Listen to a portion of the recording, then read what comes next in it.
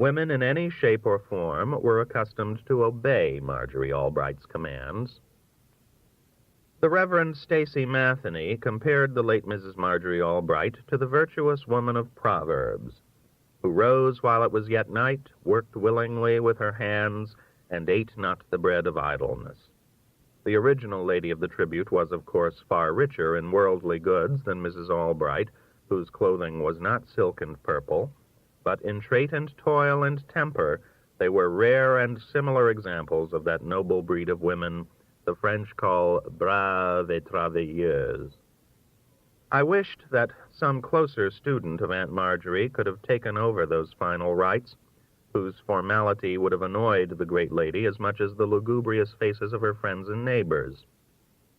Somebody should have told how she snatched up a pair of scissors one day and cut a hornet in two when it lighted on the head of a sleeping baby, and how she took an axe and chopped off the head of a savage outlaw cat that killed chickens, attacked children, and, blackest sin of all, disturbed the sleep of a woman patient.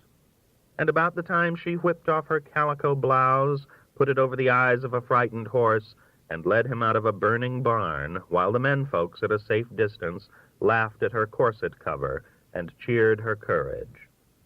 But it would have taken all afternoon to do even faint justice to the saga of Mrs. Albright, born Marjorie Dangler nearly 130 years ago in Long Branch in New Jersey, who departed this earthly scene June 6, 1918, in the confident hope, as old epitaphs used to say, of the blessed resurrection and the life eternal. It seemed to me, standing there in the dim parlor of the old frame house, that something as important as rain had gone out of the land. The services came to a close with the singing of No Night There by two tearful women, who sang it as only middle-aged Methodist females in Ohio can sing a hymn, upper register all the way, nasal, tremulous, and loud. Mrs. Albright, I reflected, would enjoy the absence of night in paradise only because everlasting light would give her more time to look after people and to get things done. I still like to believe, after all these years, that chalcedony is subject to cleaning, and that a foolish angel falls now and then and breaks a wing for glory as mere reward of labors ended would make Marjorie Albright uncomfortable and sad. I trust that Providence has kept this simple truth in mind. A Call on Mrs. Forrester, after rereading, in my middle years, Willa Cather's A Lost Lady and Henry James's The Ambassadors. I dropped off a Burlington train at Sweetwater one afternoon last fall to call on Marion Forrester. It was a lovely day. October stained the hills with quiet gold and russet, and scarlet as violent as the blood spilled not far away so many years ago along the banks of the Little Bighorn. It had been just such a day as this when I was last in Sweetwater 15 years before, but the glory of the earth affected me more sharply now than it had when I was midway through my confident 30s. October weather, once a plentiful wine, had become a rare and precious brandy, and I took my time savoring it as I walked out of the town toward the Forrester house. Sweetwater has changed greatly since the days when Frank Ellinger stepped down from the Burlington, and everybody in the place knew about it. The town is large and wealthy now, and it seemed to me vulgar and preoccupied. I was afflicted with a sense of having come into the presence of an old uncle, declining in the increase of his fortune, who no longer bothered to identify his visitors. It was a relief to leave the town behind, but as I approached the Forrester house, I felt that the lines of my face were set in grave resolution rather than in high anticipation. It was all so different from the free, lost time of the lovely lady's bright occasions that I found myself making a little involuntary gesture with my hand, like one who wipes the tarnish from a silver spoon, searching for a fine, forgotten monogram. I first met Marion Forrester when I was 27, and then again when I was 36. It is my vanity to believe that Mrs. Forrester had no stauncher admirer, no more studious appreciator. I took not only her smallest foible, but her largest sin in my stride. I was as fascinated by the glitter of her flaws as by the glow of her perfections, if indeed I could tell one radiance from the other. There was never anything reprehensible to me in the lady's ardent adventures, and even in her awfulest attachment I persisted in seeing only the further flowering of a unique and privileged spirit. As I neared her home, I remembered a dozen florid charities I had invented to cover her multitude of frailties. Her dependence on money and position, her admiration of an aristocracy half false and half imaginary, her lack of any security inside herself, her easy loneliness. It was no use, I was fond of telling myself, to look for the qualities of the common and wholesome morning glory in the strange and wanton Nicotiana. From the darkest earth, I would add, springs ever the sweetest rose. A green isle in the sea, if it has the sparkling fountain, needs not the solemn shrine, and so forth and so on. I had built the lady up very high, as you see. I had commanded myself to believe that emotional literacy, a lively spirit, and personal grace so rarely joined in American females, particularly those who live between Omaha and Denver, were all the raiment a lady needed. As I crossed the bridge, with the Forrester house now in full view, I had all of a sudden a disturbing fancy. There flashed into my consciousness a vivid vision of the pretty lady, seated at her dressing table, practicing in secrecy her little arts, making her famous earrings gleam with small studied turnings of her head, revealing her teeth for a moment in a brief mocking smile, and, unhappiest picture of all, rehearsing her wonderful laughter. I stopped on the bridge and leaned against the rail and felt old and tired. Black clouds had come up, obscuring the sun, and they seemed to take the mushroom shape of atomic dust, threatening all frail and ancient satisfactions. It began to rain. I wondered what I would say to Marion Forrester if she appeared at the door in one of her famous familiar postures, en déshabille, her hair down her back, a brush in her hand, her face raised in warm, anachronistic gaiety. I tried to remember what we had ever talked about, and could think only of the dreadful topic of grasping women and eligible men. We had never discussed any book that I could recall, and she had never mentioned music. I had another of my ungallant fancies, a vision of the lovely lady at a concert in the town, sitting with bright eyes and deaf ear, displaying a new bonnet and gown, striving, less subtly than of old, to capture the attention of worried and oblivious gentlemen. I recalled with sharp clarity a gown and bonnet she had once worn, but for the life of me, I could not put a face between them. I caught the twinkle of earrings, and that was all. The latest newspaper lying open on a chair, a note stuck in a milk bottle on the back porch, are enough to indicate the pulse of a living house.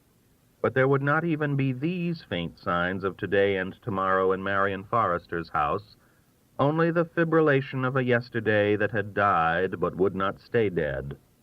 There would be an old copy of Ainsley's on the floor somewhere, a glitter of glass under a broken window pane, springs leaking from a ruptured sofa, a cobweb in a chandelier, a dusty etching of Notre Dame unevenly hung on the wall, and a stopped clock on the marble mantel above a cold fireplace. I could see the brandy bottle, too, on a stained table, wearing its cork drunkenly. Just to the left of the front door, the big hall closet would be filled with relics of the turn of the century.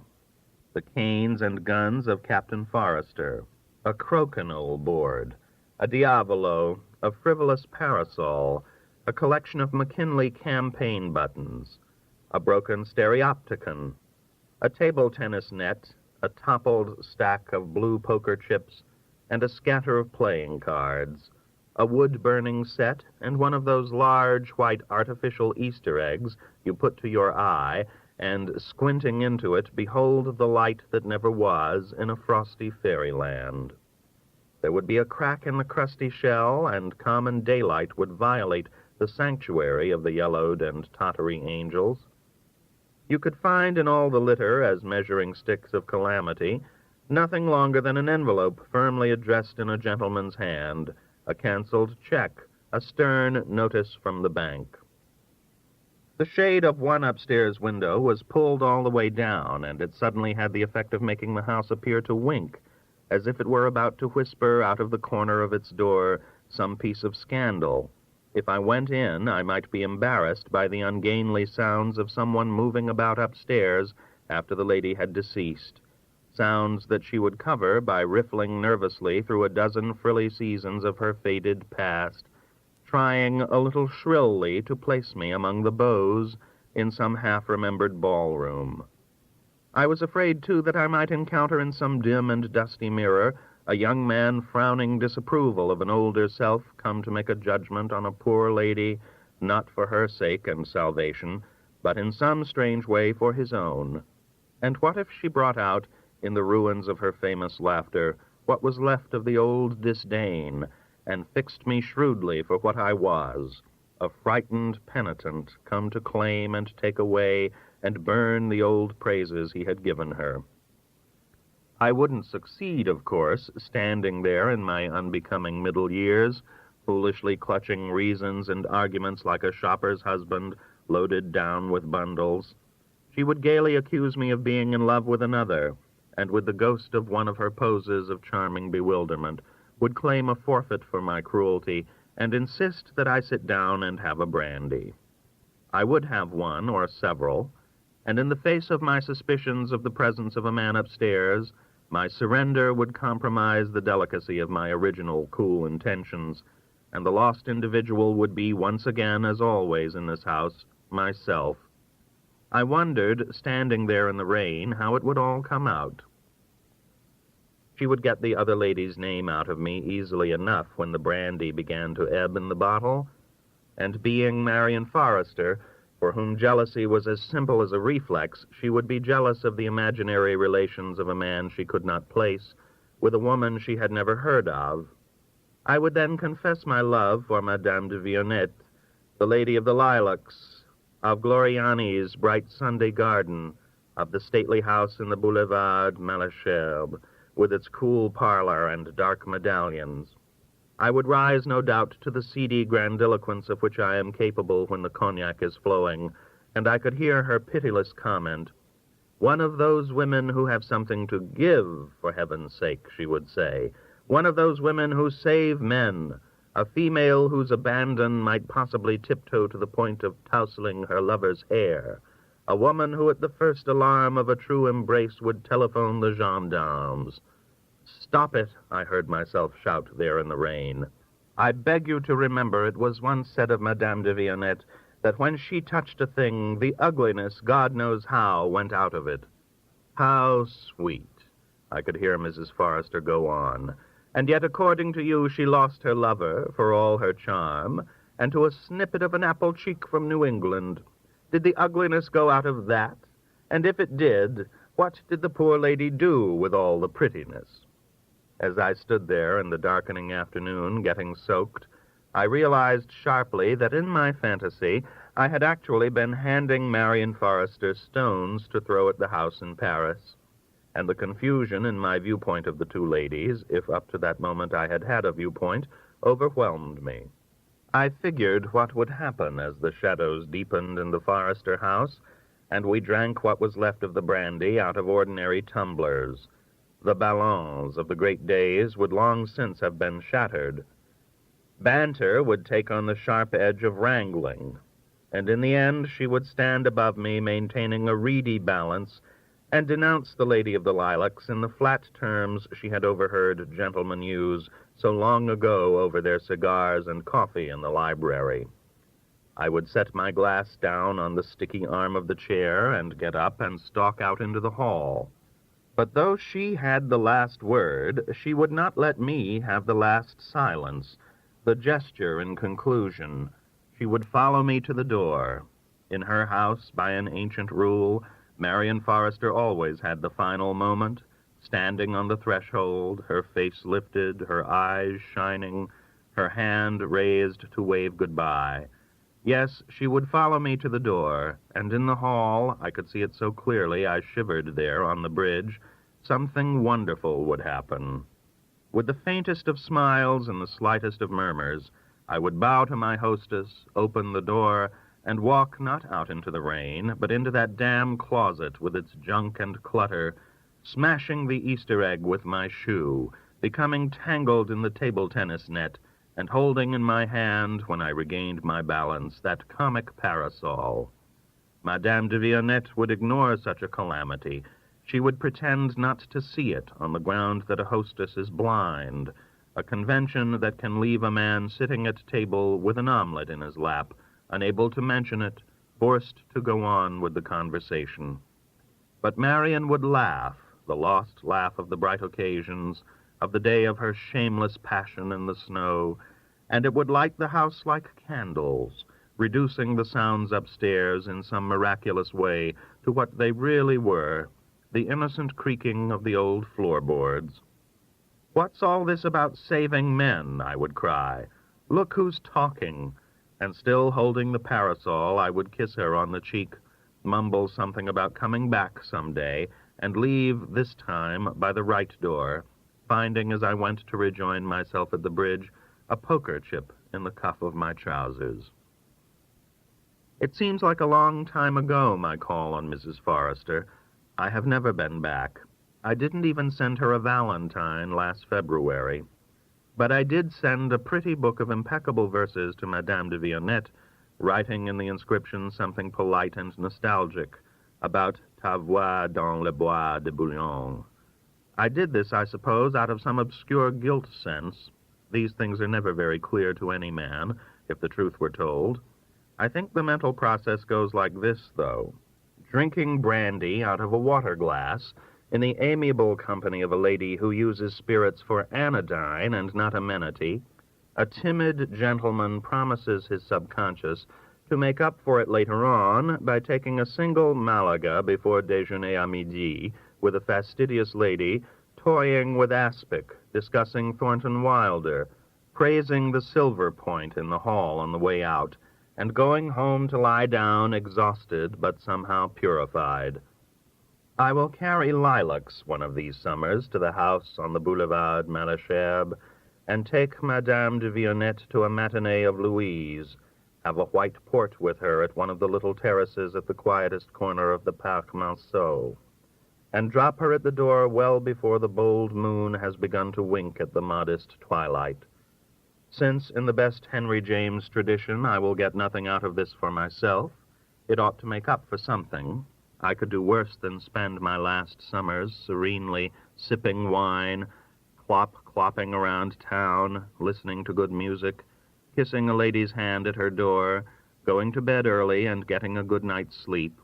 A man's a fool who walks in the rain, drinks too much brandy, risks his neck floundering around in an untidy closet.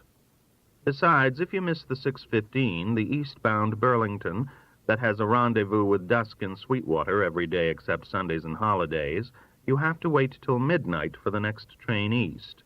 A man could catch his death dozing there in that cold and lonesome station.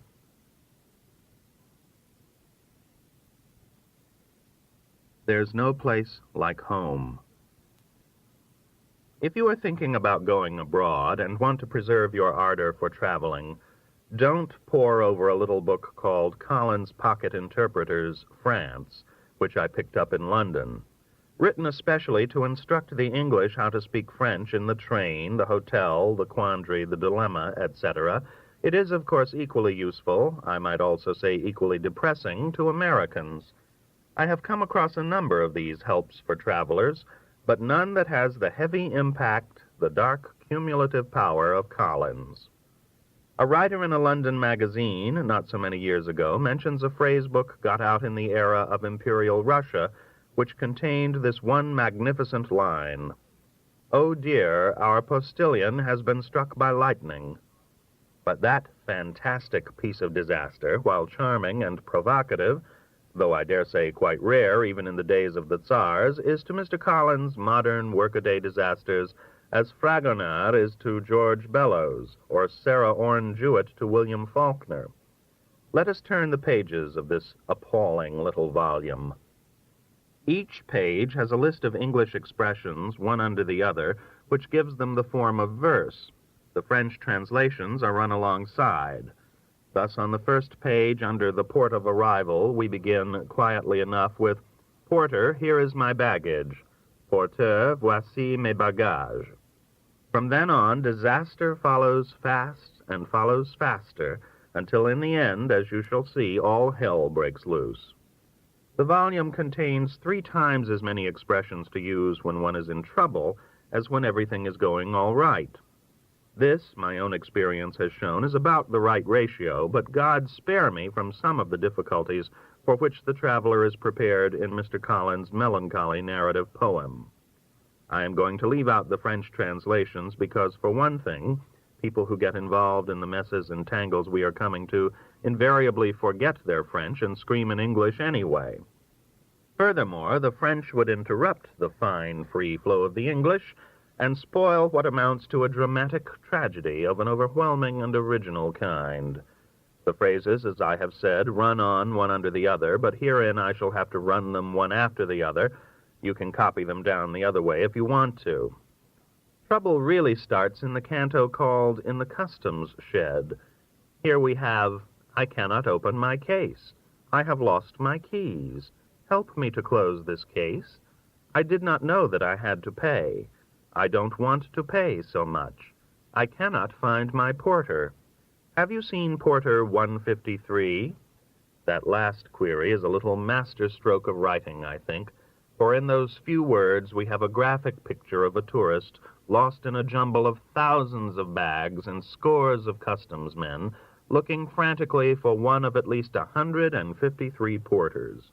We feel that the tourist will not find Porter 153, and the note of frustration has been struck.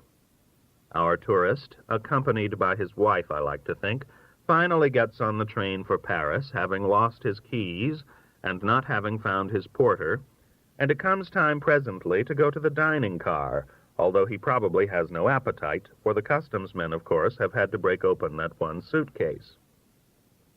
Now I think it is the wife who begins to crumble. "Someone has taken my seat. Excuse me, sir, that seat is mine. I cannot find my ticket. I have left my ticket in the compartment. I will go and look for it. I have left my gloves, my purse, in the dining car." Here the note of frenzied disintegration so familiar to all travelers abroad is sounded. Next comes the sleeper, which begins ominously with, "What is the matter?" and ends with, "May I open the window? Can you open this window, please?" We realize, of course, that nobody is going to be able to open the window, and that the tourist and his wife will suffocate. In this condition, they arrive in Paris, and the scene there on the crowded station platform is done with superb economy of line. "I have left something in the train. A parcel, an overcoat, a mackintosh, a stick, an umbrella, a camera, a fur, a suitcase." The travelers have now begun to go completely to pieces in the grand manner. Next comes an effective little interlude about an airplane trip, which is one of my favorite passages in this swift and sorrowful tragedy. "I want to reserve a place in the plane leaving tomorrow morning. When do we start? Can we get anything to eat on board? When do we arrive? I feel sick. Have you any paper bags for air sickness? The noise is terrible. Have you any cotton wool? When are we going to land?" This brief masterpiece caused me to cancel an air trip from London to Paris and go the easy way across the Channel. We now come to a section called At the Hotel, in which things go from worse to awful. "Did you not get my letter? I wrote to you 3 weeks ago. I asked for a first-floor room. If you can't give me something better, I shall go away. The chambermaid never comes when I ring. I cannot sleep at night, there is so much noise. I have just had a wire, I must leave at once." Panic has begun to set in, and it is not appeased any by the advent of the chambermaid. "Are you the chambermaid? There are no towels here. The sheets on this bed are damp. This room is not clean. I have seen a mouse in the room. You will have to set a mouse trap here. I am sure all of you brave people who are still determined to come to France will want to know how to say mousetrap in French. It's souricière, but you better bring one with you. The bells of hell at this point begin to ring in earnest. These shoes are not mine. I put my shoes here. Where are they now? The light is not good. The bulb is broken. The radiator is too warm. The radiator doesn't work. It is cold in this room. This is not clean. Bring me another. I don't like this. I can't eat this. Take it away. I somehow now see the tourist's wife stalking angrily out of the hotel to get away from it all, without any shoes on, and properly enough, the booklet seems to follow her course, first under guides and interpreters. You are asking too much. I will not give you any more. I shall call a policeman.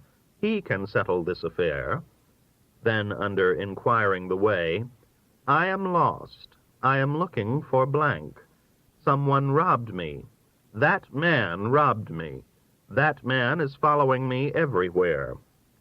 She rushes to the hairdresser, where, for a change, everything goes quite smoothly until the water is too hot. You are scalding me. Then she goes shopping, but there is no surcease. You have not given me the right change. I bought this 2 days ago. It doesn't work. It is broken. It is torn. It doesn't fit me. Then to a restaurant for a snack and a reviving cup of tea. This is not fresh. This piece is too fat. This doesn't smell very nice. There is a mistake in the bill. While I was dining, someone has taken my purse. I have left my glasses, my watch, a ring, in the lavatory. Madness has now come upon her, and she rushes wildly out into the street. Her husband, I think, has at the same time plunged blindly out of the hotel to find her. We come then quite naturally to accident, which is calculated to keep the faint of heart, nay, the heart of oak, safely at home by his own fireside. There has been an accident. Go and fetch a policeman quickly. Is there a doctor near here? Send for the ambulance. He is seriously injured. He has been run over. He has been knocked down. Someone has fallen in the water.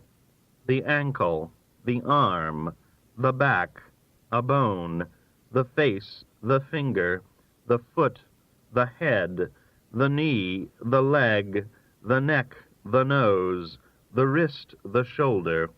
He has broken his arm. He has broken his leg. He has a sprained ankle. He has a sprained wrist. He is losing blood. He has fainted. He has lost consciousness. He has burnt his face. It is swollen. It is bleeding. Bring some cold water. Help me to carry him. Apparently you just let her lie there while you attend to him, but of course she was merely run over, whereas he has taken a terrific tossing around. We next see the husband and wife back in their room at the dreary hotel, both in bed and both obviously hysterical. This scene is entitled Illness. I am feeling very ill. Send for the doctor. I have pains in blank. I have pains all over. The back, the chest, the ear, the head, the eyes, the heart, the joints, the kidneys, the lungs, the stomach, the throat, the tongue. Put out your tongue. The heart is affected. I feel a pain here. He is not sleeping well. He cannot eat. My stomach is out of order. She is feverish. I have caught a cold. I have caught a chill. He has a temperature. I have a cough. Will you give me a prescription? What must I do? Must I stay in bed? I feel better. When will you come and see me again? Biliousness, rheumatism, insomnia, sunstroke, fainting, a fit, hoarseness, sore throat, the medicine, the remedy, a poultice, a draught, a tablespoonful, a teaspoonful, a sticking plaster, senna, iodine. That last suicidal bleat for iodine is to me a masterful touch. Our couple finally get on their feet again, for travelers are tough, they've got to be, but we see under the next heading common words and phrases that they are left forever punch-drunk and shattered. Can I help you? Excuse me. Carry on. Look here. Look down there. Look up there. Why? How? When? Where? Because? That's it. It is too much. It is too dear. It is very cheap. Who? What? Which? Look out. Those are Valkyries, one feels, riding around and above and under our unhappy husband and wife. The book sweeps on to a mad operatic ending of the tragedy, with all the strings and brasses and woodwinds going full blast. Where are we going? Where are you going? Come quickly and see. I shall call a policeman. Bring a policeman. I shall stay here. Will you help me? Help. Fire. Who are you? I don't know you. I don't want to speak to you. Leave me alone. That will do. You are mistaken. It was not I. I didn't do it. I will give you nothing. Go away now. It has nothing to do with me. Where should one apply? What must I do? What have I done? I have done nothing. I have already paid you. I have paid you enough. Let me pass. Where is the British consulate? The oboes take that last depressing wail, and the curtain comes down. So, you're going to France.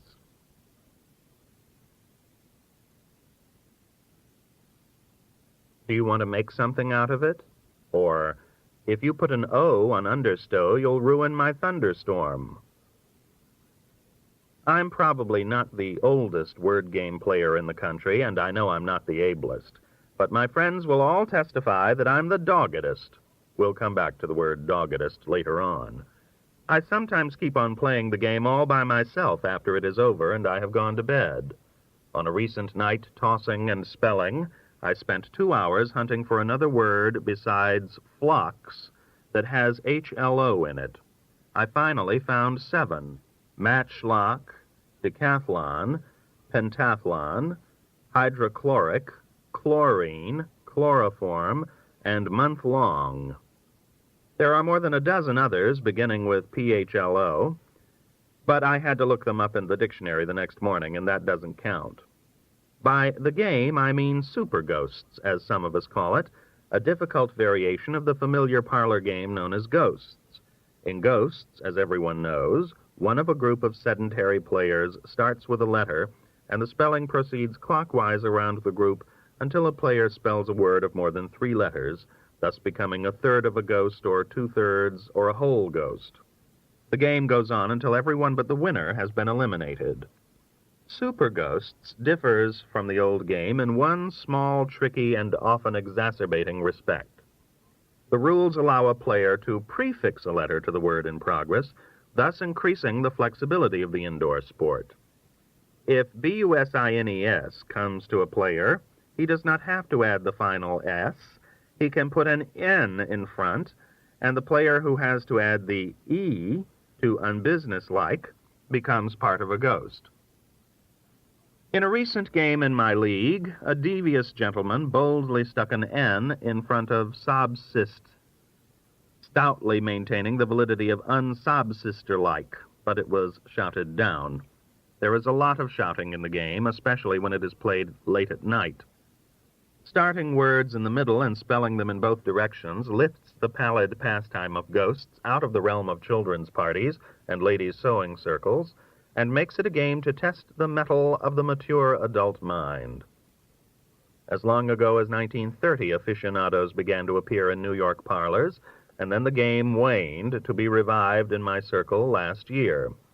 The Super Ghost aficionado is a moody fellow given to spelling to himself at table, not listening to his wife, and staring dully at his frightened children, wondering why he didn't detect in yesterday's game that CKLU is the guts of lackluster, and priding himself on having stumped everybody with NEHE in the middle of swineherd.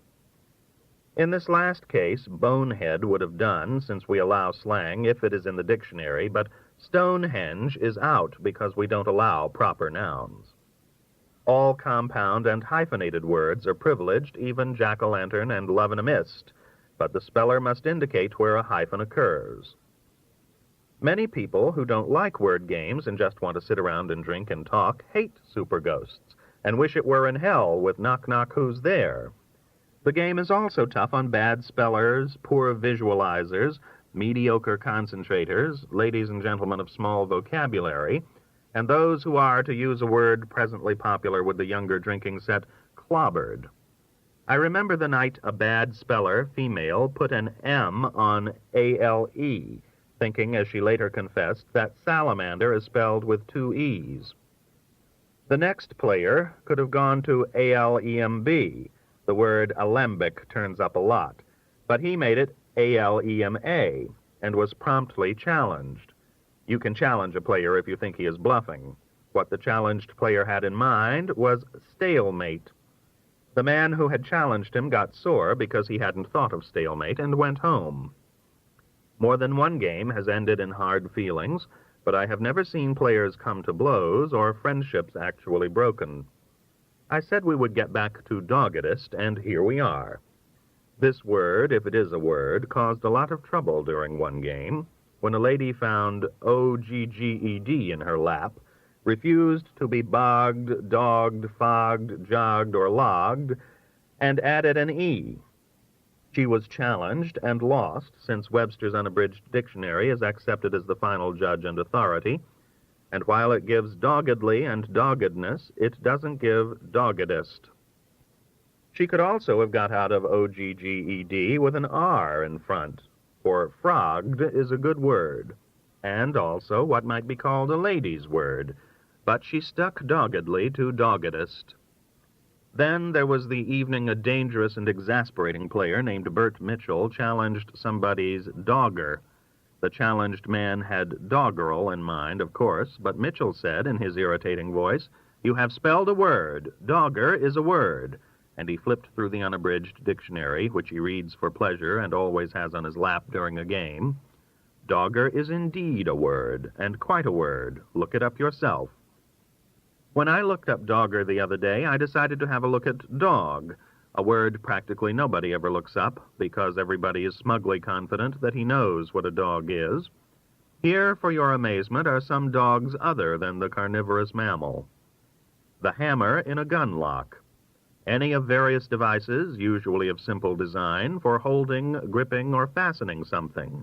As A, any of various devices consisting essentially of a spike, rod, or bar of metal, as of iron, with a ring, hook, claw, lug, or the like at the end, used for gripping, clutching, or holding something, as by driving or embedding it in the object, hooking it to the object, etc. See raft dog, tow dog. B, specifically, either of the hooks or claws of a pair of sling dogs. See crampon. C, an iron for holding wood in a fireplace, a fire dog, an andiron. D, in a lathe, a clamp for gripping the piece of work and for communicating motion to it from the faceplate. A clamp dog consists of 2 parts drawn together by screws. A bent-tail dog has an L-shaped projection that enters a slot in the faceplate for communicating motion. A straight-tailed dog has a projecting part that engages with a stud fastened to or forming part of the faceplate. A safety dog is one equipped with safety set screws. E, any of the jaws in a lathe chuck. F, a pair of nippers or forceps. G, a wheeled gripping device for drawing the fillet from which coin blanks are stamped through the opening at the head of the draw bench. H, any of a set of adjusting screws for the bed tool of a punching machine. I, a grapple for clutching and raising a pile driver monkey or a well-boring tool. J, a stop or detent, a click or ratchet. K, a drag for the wheel of a vehicle. L, a steel block attached to a locking bar or tappet of an interlocking machine, by which locking between bars is accomplished. M, a short, heavy, sharp-pointed steel hook with a ring at one end. N, a steel, tooth-like projection on a log carriage or on the endless chain that conveys logs into the sawmill. And now, unless you have had enough, we will get back to Super Ghosts, through the clanging and clatter of all those dogs. The game has a major handicap, or perhaps I should call it blockage. A player rarely gets the chance to stick the others with a truly tough word because someone is pretty sure to simplify the word under construction.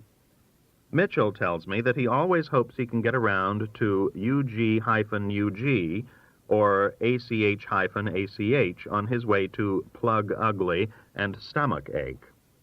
These words are hyphenated in my Webster's, for the old boy was a great hyphenator. I like his definition of plug ugly, a kind of city rowdy, ruffian, or disorderly tough, a term said to have been originated by a gang of such in Baltimore. In the case of UG, the simplifiers usually go to bug, trying to catch someone with buggies, or they add an L, and the word ends in ugliness. And ACH often turns into machinery, although it could go in half a dozen directions. Since the simplifiers dull the game by getting into easy words, the experts are fond of a variant that goes like this. Mitchell, for example, will call up a friend and say, "Get out of IGHTF 20 ways." Well, I tossed in bed one night and got 10. Rightful, frightful, delightful, nightfall, lightfoot, straightforward, eightfold, light-fingered, tight-fisted, and tight-fitting. The next day I thought of light-face, right-footed, and night-flowering, and came to a stop. Right-fielder is neither compounded nor hyphenated by Webster, and I began to wonder about Mitchell's 20 IGHTFs. I finally figured it out. The old devil was familiar with the 10 or more fish and fowl and miscellaneous things that begin with night F. It must have been about 1932 that an old player I know figured that nothing could be got out of DKE except handkerchief. And then, in a noisy game one night this year, he passed that combination on to the player at his left. This rascal immediately made it DKEE. He was challenged by the lady on his left and triumphantly announced that his word was groundkeeper. It looked like an ingenious escape from handkerchief, but old Webster let the fellow down. Webster accepts only groundman and groundsman, thus implying that there is no such word as groundkeeper. Mitchell threw ABC at me one night, and I couldn't get anything out of it and challenged him. "Dabchick," he said patronizingly, and added blandly, "It is the little grebe." Needless to say, it is the little grebe. I went through 100 permutations in bed that night without getting anything else out of ABC except a word I made up, which is grab check, one who quickly picks up a tab, a big spender, a generous fellow. I have invented quite a few other words, too, which I modestly bring to the attention of modern lexicographers, if there are any. I think of dictionary makers as being rigidly conventional gentlemen who are the first to put the new aside. They probably won't even read my list of what I shall call bed words, but I am going to set it down anyway. A young matron in Bermuda last spring told me to see what I could do with SGRA, and what I did with it occupied a whole weekend. Outside of disgrace and grosgrain, all I could find were cross-grained and misgraph, which means to misgraft, obsolete. I found this last word while looking in vain for misgrade in the dictionary. Maybe you can think of something else, and I wish you luck. Here, then, in no special order, are my bedwords based on SGRA.